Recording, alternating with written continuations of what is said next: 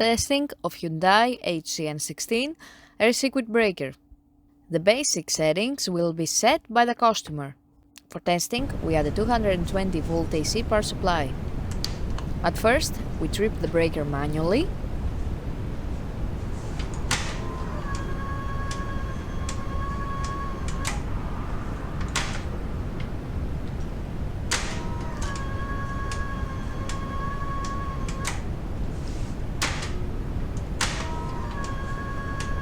Then we trip the breaker with the help of the UVT.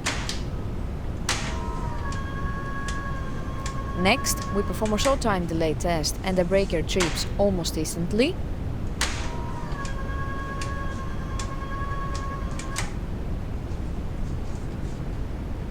And lastly, we perform a long time delay test and the breaker trips .